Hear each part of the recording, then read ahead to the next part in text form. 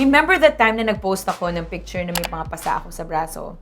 Well, hindi ko na patatagalin. Sasabihin ko na sa inyo kung ano nangyari. A lot of you were concerned. Thank you so much. Especially sa mga kaibigan ko rin na talagang nag-message at nangamusta. Ano nangyari sa'yo? Well, sinabi ko sa kanila, sila nang una nakaalam. And now, it's your turn. It's all about liposuction. Bakit mini liposuction? Kasi my problem areas are yung arms ko and my tummy. Talagang mataba. Yung mukha ko kasi hindi gaano tumabay. Kasi, okay, to be honest, tumaba talaga ako. From before, I was very slim. As in, payat talaga. And then, happy hormones, tumaba ako and hindi pa ako pala workout. And so, naging, anong tawag doon? Yung parang namahingang taba. So, mas mahirap siyang tanggalin. Stubborn fat na siya. And so, meron ako sa arms and my tummy. So, I wanted to experience mini liposuction. And also because, ito yung parang pinaka-daredevilish treatment na may experience ko habang nasa Korea ako. Kasi hindi pa naman ako ready to undergo talagang major surgeries. So I just wanted to try it out. Actually, at first, I thought it was non-invasive. Pero apparently, it was kind of invasive. But not as invasive yun pala. Because the agency na kausap ko is JIVAKA. JIVAKA is specializing in non-invasive treatments. And that's actually good. Yung hindi masyadong, ooperahan. Yung, alam mo yun, parang hindi siya masyadong bubungkalin yung katawan mo at kung ano-ano man yung tatanggal ko, ano-ano man ayusin. So, doon sila specialize. And then the clinic na pinupuntahan ko lagi is called PPEUM Clinic. So, sila din, ang specialization din nila ay non-invasive treatment. So, doon ako nagpa-fillers ng nose, ng chin, and meron silang clinics for the face, meron silang clinics for the body, and so, yung body clinic ang pinuntahan ko. Next thing, bakit Korea? What I realized is talagang cheaper ang services doon. Any treatment, it's really like 50-60% cheaper than here in the Philippines, and because yung supply and demand nila. Since marami ang demand, mas maraming suppliers, and since mas maraming clinics na available, mas competitive. Kaya mas maganda yung mga presyo doon. And also the doctors are amazing. Talagang magagaling sila pagdating sa aesthetic or cosmetology, anything for the face, anything pampaganda, mas mura talaga sa kanila and magagaling sila. Ito na yung procedure na ginawa ko. Una, nakipag-coordinate muna ako with JIVAKA. Ano ba yung JIVAKA? So, they are this agency and they play a very, very important role with everything that I do sa Korea in terms of yung mga ganito. So, number one, they can hook you up with clinics and they can hook you up with doctors. And then, meron din silang resident doctor na pwede kayo mag-consult. Kasi kailangan, alam nyo muna kung ano gagawin ninyo. And kapag hindi nyo alam, pwede kayo makipag-consult.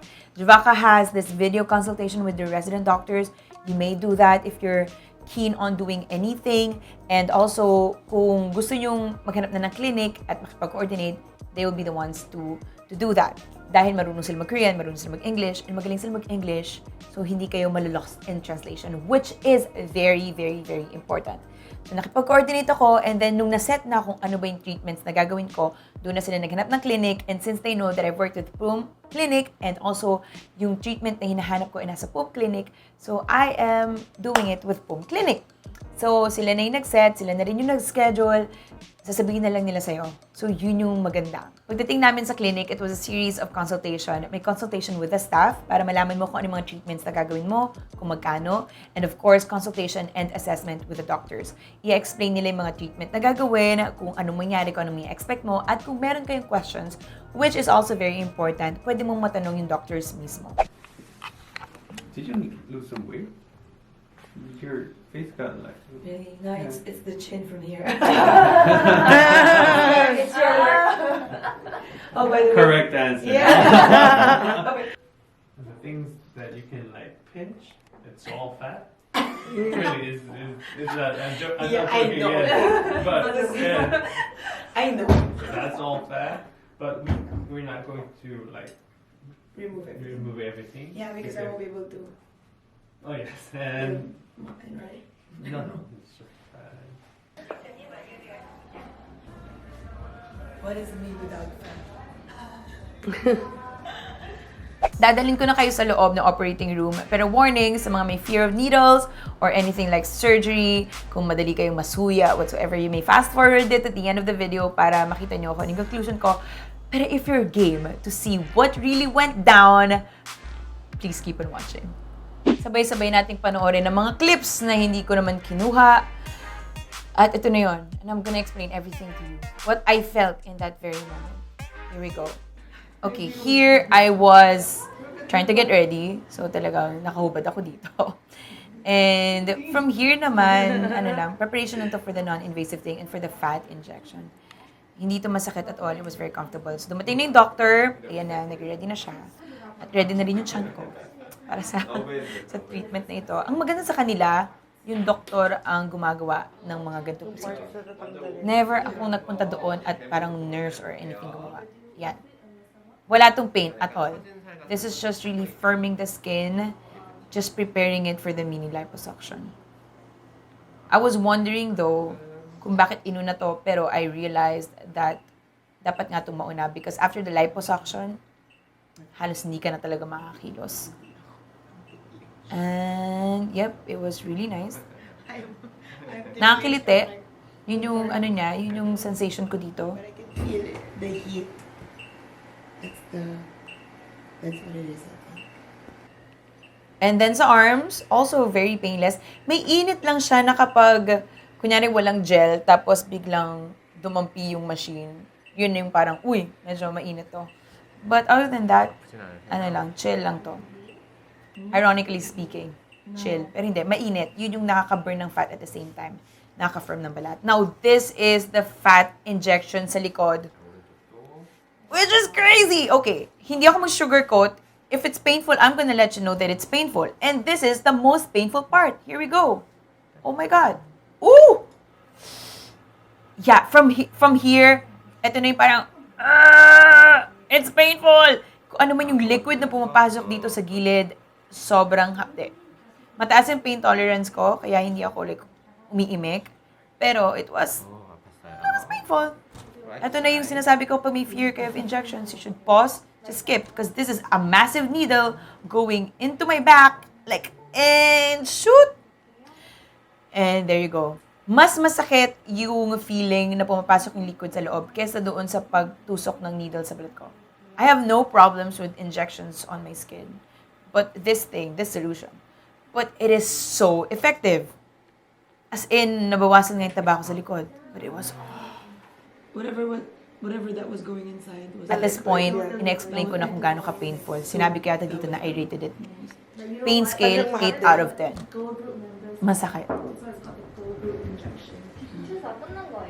does that mean? Girl group injection. It's like a trend. So girl group members, if they want to lose weight, they get injections like the Yeah, ina-explain na it's like a girl group injection at yung ginagawa ng mga members ng girl It group. was very quick.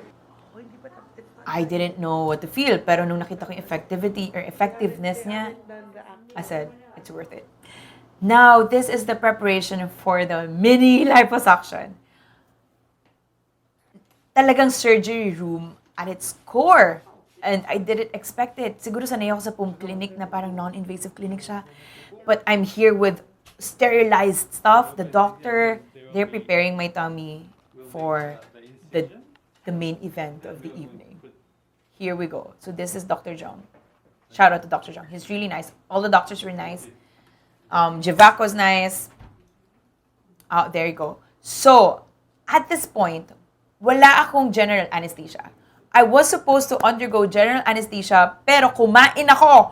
Nakalimutan ko yung date ng treatment ko, and I just had breakfast, and then nag-text sa akin na parang, oh, your procedure is today. So, hindi po ako tulog. All this time, gising ako. I was supposed to be under general anesthesia, so dapat tulog ako, but nope! Gising na gising ako. Good thing. Oh my God, it's happening. Yung liquid na nilalagay ni Doc, meron siyang somehow, may anesthesia siya, I think. And, ayun na, kinukuha niya na yun sa liquid. So, paulit-ulit lang naman yung procedure, pero ang ginagawa nung una is pinasok yung liquid para matunaw ng konti yung taba, tapos para mag-loosen up yung loob, and para masak niya, ayun na, sinasak na yung taba. Very, as I've told you, manually ginagawa, so hindi sobrang daming taba ang makukuha.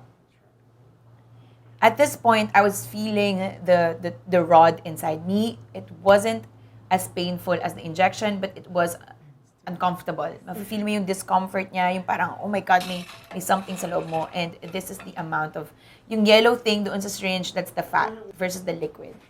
And then after my tummy, medyo matagal sa tummy, but since kasing ako, mas binilisan na yata ni Doc yung procedure. So, hindi siya sobrang, hindi niya na-maximize. Dahil kapag may masakit ng parts, umaaray na ako and tinitigan niya. And so, hindi sobrang na-maximize. Anyway, after the tummy, dumako na kami sa arms.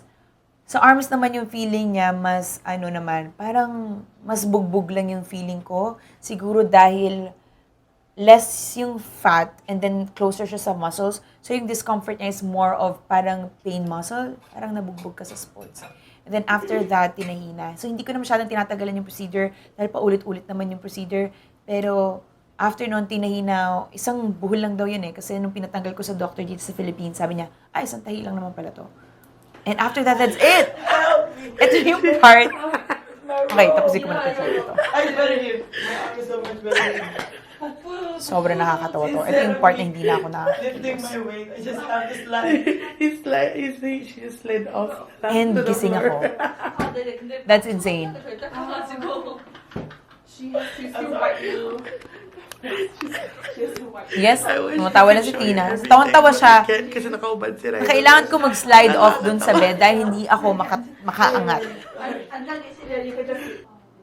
From here, nililinis na yung area and then dinidikatan na lang nila ng parang pang-seal, parang bandage. Para hindi siya matatamaan yung tahe. Sobrang liit lang ng tahe. And then after that, it's done! Akala mo nag-lunch lang. Hindi pa more. Lola mo, naglalakad pa, tumatawa pa. Nag-workout ako ng...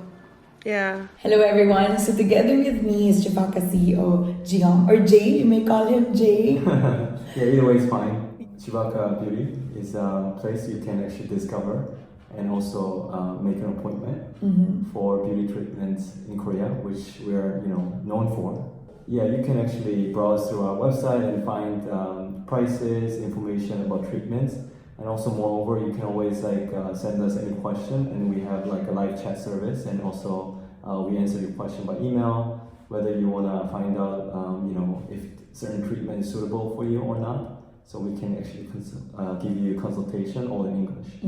And it's so surprising to me, especially the first time that I went under, the filler procedure under JIVAKA. They are damn serious when they inform me that there are no hidden charges. Like, we don't have to pay them. Yeah, so we actually work with clinics directly, and then we help them to consult patient online because clinics are not always open, and then they're not equipped with people who can actually give consultations in English. So it's like we are in a mutual partnership. So basically, there's no hidden charge. You can book online, cancel anytime. And consultation is free of charge. And speaking of, you have your resident pharmacist and doctor, right? Does it mean that I can always come to you even after my procedure? Like, there's post-care, there's after care. Right. So I think that's really big because a lot of clinics, after you have done your treatments, because it's not very reachable by email or online. So basically, we actually answer most of your questions through our IG or email. Yes. Yeah. There are a lot of questions, why am I still I feel I feel sore, and then a lot of cases it's not very serious actually question, but still it is very assuring to have someone give you some advice that something is not serious, and some cases you might want to get some real help as well. But we will actually take care of all those questions after you go back home. Yeah, so you can actually count on us. Ito na yung sa arms ko ngayon. It's, at first, parang matagal kasi yung recovery ng arms. Nagtagal siguro yung recovery ko for a month. Yung bruising niya lasted maybe 3 weeks. And yung pain niya lasted for a month. As in, meron siyang pain na parang muscle sore. I could feel the difference in such a way na alam kong nabawasan siya. And the good thing is, nabawasan yung fat cells. Meaning, since nabawasan yung fat cells niya, hindi na siya as pag-iimbakan ng taba. in the future. And yun yung sabi ng doctors na, sabi ni Dr. Jong na, watch what you eat dahil mababawasan yung fat cells. And so, kapag nag-gain ka ulit ng weight at kung, madagdagan ang fat mo, mapupunta naman siya sa ibang parts ng katawan mo dahil sa arms nabawasan na. Sa arms and tummy nabawasan na. And dito naman sa aking likod, hindi na siya as, alam mo yun, yung makukurot mo talaga ng sobra-sobra. Nabawasan siya definitely. And then, dito naman sa tummy din, nabawasan siya. But then again, dito sa tummy, wala masyadong bruising. As in, halos wala. Parang muscle sore lang din yung ramdaman ko, but it was more comfortable than the arms. And the arms were the most difficult na nag-recover dahil hindi ko masyadong mataas yung braso ko. But even right after the treatment, pagbalik ko dito sa Pilipinas, nag-Because Beauty, ako yung nagpintura ng booth ko. I could still do it. Hindi naman siya nabinat whatsoever. And I just also had to take the aftercare. May mga gamot na you had to take for 3 days, I think. Yeah, 3 days. Every after meal. And so, I think it helped. Overall, the experience was really nice. Nice yung staff, yung clinic. JIVAKA was very helpful. Na-communicate nila kung ano man yung mga gusto kong ma-communicate. And then, it's something na parang one for the books, definitely. At yung mga procedure na ginawa ko, sabi din ng doctors, ito yung procedure na hindi mo dapat iaasa sa procedure lang. Especially when it comes to fat, kailangan mo talagang samahan ng good diet and exercise. And then, isa-isahin muna natin, yung non-invasive treatment, I have to know exactly what it's called. Yun, I would suggest doing it more than once para talagang ma-firm yung balat. And then the fat injection naman, it's something that you can do once dahil makikita mo talaga yung results. Maybe after a week, makikita mo na. It's gonna be painful, but it's really worth it. And then the mini liposuction, definitely, it's not something na gagawin mo once a month dahil kailangan ng recovery time yung balat mo, yung katawan mo, at magsascar din siya. Tapos, kailangan mo lang siyang i-maintain. Yun yung thing about liposuction. Hindi pwedeng nagpa-lipo ka tapos ganun pa rin. Same routine, same eating habit, same lifestyle. Kailangan meron ka pa rin gawin physically, which is something that I also learned.